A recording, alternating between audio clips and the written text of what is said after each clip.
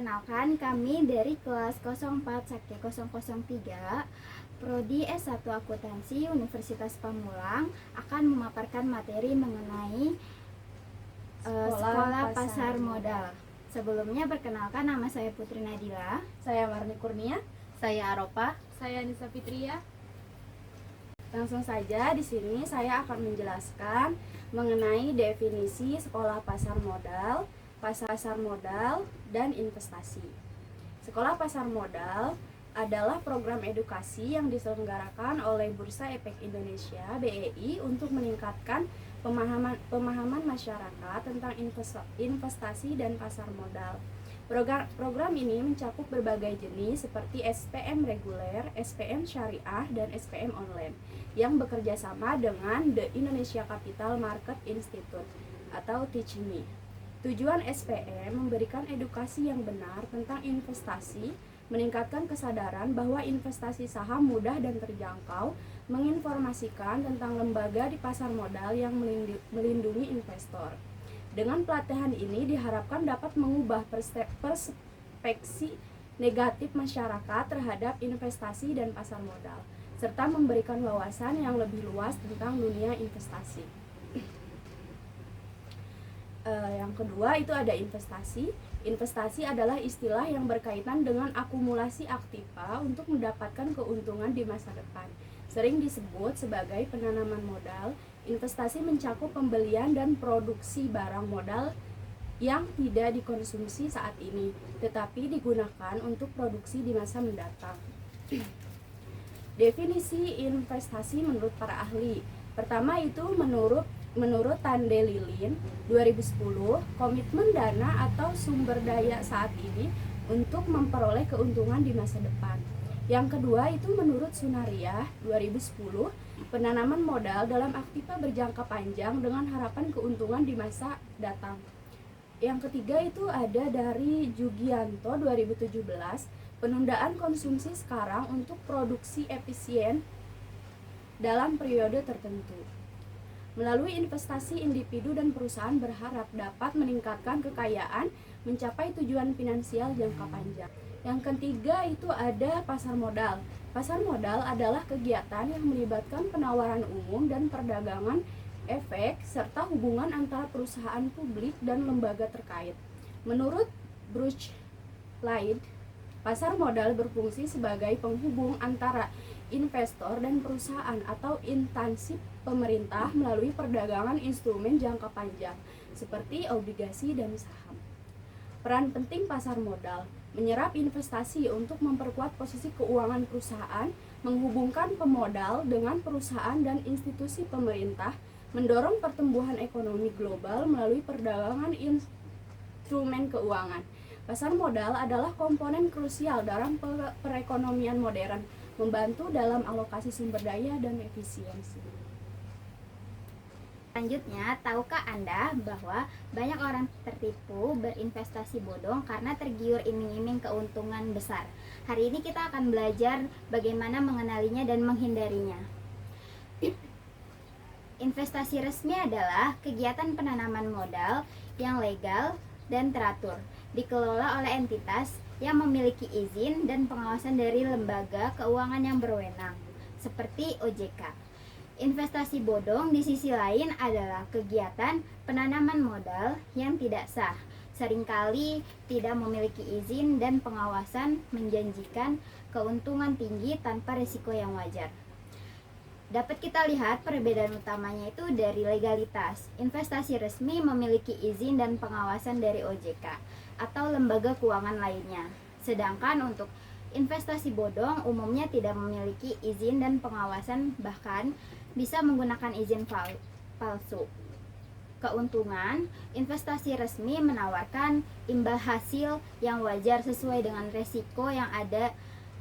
Sedangkan untuk investasi bodong seringkali menjanjikan keuntungan tinggi dalam waktu singkat, bahkan tanpa resiko. Investasi resmi memiliki informasi yang jelas tentang produk investasi, cara pengelolaan dana, dan resiko yang terkait. Sedangkan untuk investasi bodong seringkali tidak memberikan informasi yang jelas dan transparan, bahkan menggunakan janji-janji palsu. Untuk pengelola, investasi resmi itu dikelola oleh entitas yang memiliki reputasi dan pengalaman. Untuk investasi bodong seringkali dikelola oleh individu atau entitas yang tidak memiliki kredibilitas. Dari sistem, untuk investasi resmi itu memiliki sistem yang jelas dan teratur. Untuk investasi bodong seringkali menggunakan sistem yang tidak jelas seperti skema piramida atau money game yang mengandalkan perekrutan member baru untuk mendapat keuntungan. Adapun ciri-ciri dari investasi bodong itu tidak memiliki izin dari OJK atau lembaga keuangan lainnya, menjanjikan keuntungan yang sangat tinggi dalam waktu singkat. Yang ketiga, tidak ada informasi jelas tentang produk investasi atau aset didanai. Yang keempat, ada menggunakan media sosial untuk menawarkan investasi. Yang kelima, menggunakan janji-janji palsu atau testimoni palsu, itu bisa melalui dari Instagram atau media sosial lainnya. Yang keenam, melalui investor untuk mencari investor baru. Yang ketujuh, mencatat nama tokoh masyarakat untuk menciptakan kepercayaan. Misalkan kayak mencantumkan nama-nama artis, bahwa artis tersebut berinvestasi di aplikasi tersebut. Yang kedelapan itu tidak ada perjanjian pembelian kembali. Investasi bodong tidak memiliki mekanisme pengembalian modal. Dan selanjutnya itu saya memiliki tips menghindari investasi bodong. Yang pertama, cek legalitas perusahaan investasi melalui OJK atau lembaga keuangan lainnya. Yang kedua, waspadai iming-iming keuntungan yang terlalu tinggi. Yang ketiga, cari tahu cara pengelolaan investasi dan risiko yang terkait. Yang keempat, jangan mudah tergiur dengan testimoni atau janji-janji palsu. Yang kelima, pelajari dunia investasi dan jangan terburu-buru. Yang keenam, jangan memberikan informasi pribadi kepada orang yang tidak dikenal. Yang ketujuh, laporkan investasi yang mencurigakan ke OJK. Selanjutnya, ada manfaat dan risiko berinvestasi di pasar modal. Berinvestasi di pasar modal memiliki banyak manfaat, seperti potensi keuntungan yang besar, diversifikasi portofolio, dan likuiditas yang tinggi. Namun, pasar modal juga mengandung risiko seperti volatilitas harga, risiko kebangkrutan perusahaan, dan risiko likuiditas. Di sini saya akan menjelaskan produk apa saja yang ada di pasar modal. Yang pertama itu ada saham. Saham adalah bukti kepemilikan atas suatu perusahaan. Dengan memiliki saham, investor memiliki sebagian dari perusahaan tersebut. Jenis saham itu ada dua, saham biasa dan saham preferen. Saham biasa itu memberikan hak suara dalam RUPS dan potensi dividen. Saham preferen itu dividen tetap, tetapi biasanya tidak memiliki hak suara. Untuk keuntungan saham itu ada capital gain, itu selisih harga jual lebih tinggi daripada harga beli. Untuk dividennya itu pembagian laba perusahaan. Dari resikonya itu harga saham fluktuatif, perusahaan bisa tidak membagikan dividen. Contohnya itu ada Bank BCA itu memiliki saham BBCA, Telkom Indonesia itu TLKM, Unilever itu UNVR. Yang kedua itu ada obligasi. Obligasi adalah surat utang yang diterbitkan oleh perusahaan atau pemerintah kepada investor dengan imbalan hasil atau kupon tertentu. Jenis obligasi itu ada obligasi negara, itu diterbitkan oleh pemerintah Republik Indonesia. Yang kedua itu ada obligasi korporasi, diterbitkan oleh perusahaan. Yang ketiga itu ada obligasi retail, diperuntukkan untuk investor individu. Keuntungannya itu kupon tetap yang dibayarkan berkala, biasanya 6 bulan gitu. Untuk potensi capital gainnya jika dijual di pasar sekunder.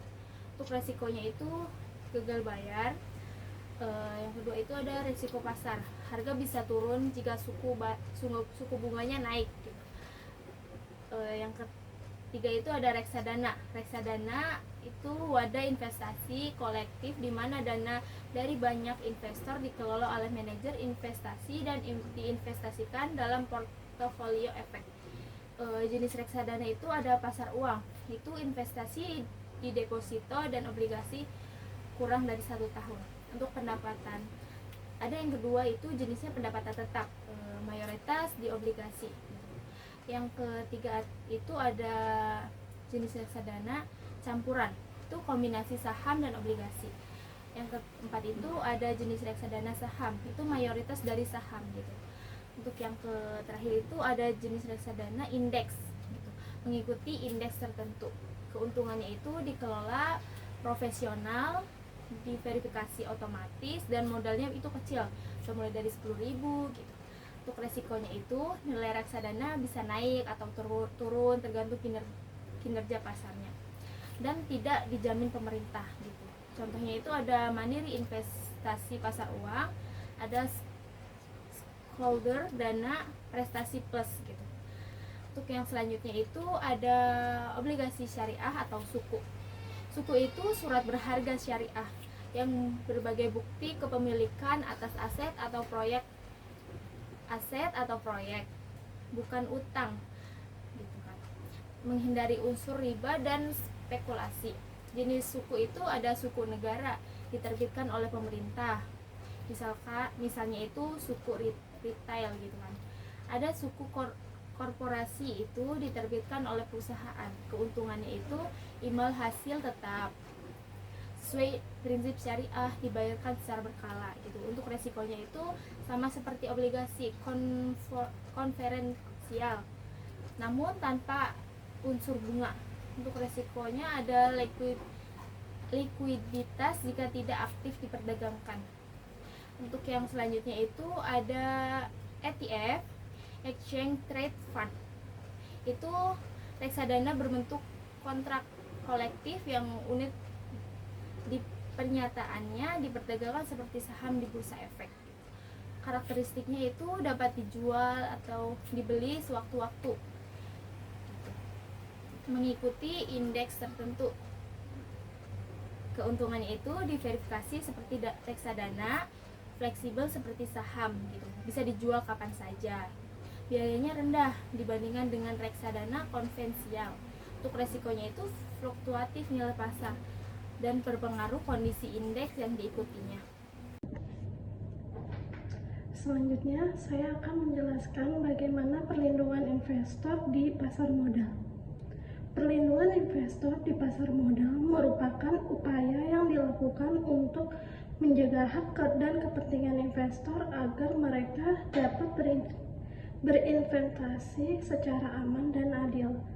Di Indonesia, perlindungan investor diatur oleh berbagai regulasi dan diawasi oleh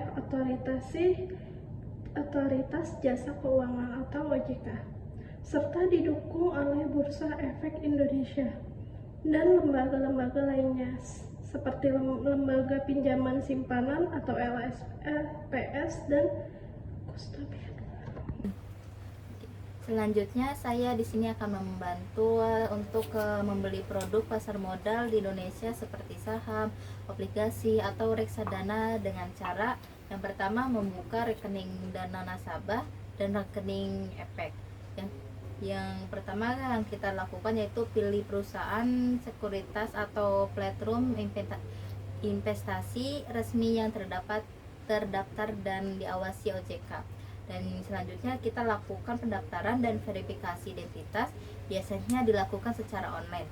Setelah verifikasi selesai, Anda akan mendapatkan rekening dana nasabah untuk transaksi dana dan rekening efek untuk menyimpan aset investasi. Dan untuk yang kedua yaitu setor dana ke rekening dana nasabah, transfer dana ke rekening dana nasabah sesuai instruksi dari sekuritas atau platform investasi. Untuk yang selanjutnya memilih produk investasi. Yang pertama saham, pilih saham perusahaan yang terdaftar di Bursa Efek Indonesia melalui aplikasi trading sekuritas. Yang selanjutnya obligasi, yaitu pilih obligasi yang tersedia di Playtrust, misalnya obligasi FR di aplikasi Bibit, minimal pembelian biasanya 1 juta per unit.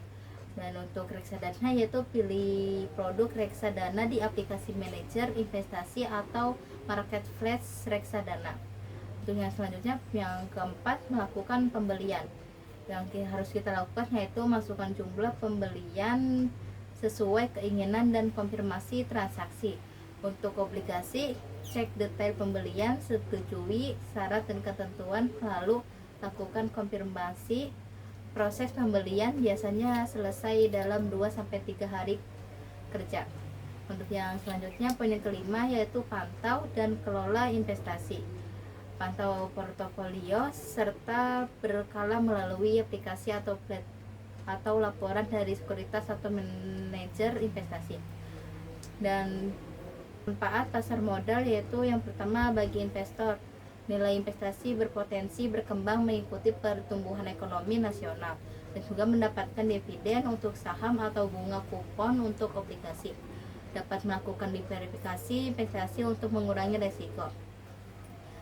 Bagi perusahaan emiten, mendapatkan dana besar untuk ekspansi bisnis tanpa harus bergantung pada pinjaman bank dan meningkatkan solvabilitas dan citra perusahaan. Bagi pemerintah, dan ekonomi membantu pembiayaan pembangunan nasional dan menciptakan lapangan kerja baru, dan juga menarik investor asing dan mempercepat tumbuhan ekonomi. Tujuan dari pasar modal ini memperluas partisipasi masyarakat dalam kepemilikan perusahaan, pemerataan pendapatan melalui kepemilikan saham, dan juga meningkatkan penghimpunan dana masyarakat untuk digunakan secara produktif, menciptakan kesempatan kerja dan usaha baru. Dan di sini juga ada resiko investasi di pasar modal, yaitu resiko likuiditas saham atau obligasi bisa sulit dijual jika minat pasar rendah, sehingga harga bisa turun drastis. Resiko capital loss, harga saham obligasi bisa turun di bawah harga beli sehingga investor mengalami kerugian modal. Dan resiko gagal bayar, yaitu emiten obligasi bisa gagal membayar kupon atau pokok utang. Resiko pasar, fluktuasi harga akibat kondisi ekonomi, politik, dan sentimen pasar. Resiko inflasi, nilai investasi bisa tergerus inflasi jika pertumbuhan hasil investasi lebih rendah dari kenaikan harga barang ataupun jasa. Yang selanjutnya, resiko manajer investasi. Untuk reksadana, kinerja sangat tergantung pada keahlian manajer investasi.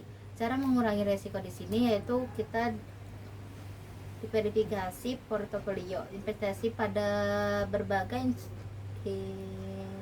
instrumen dan sektor. Lakukan riset dan analisis sebelum membeli produk investasi. Pilih perusahaan sekuritas dan manajer investasi yang legal dan berpengalaman. Sekian materi yang dapat kami sampaikan. Kurang lebihnya mohon maaf. Wassalamualaikum warahmatullahi wabarakatuh.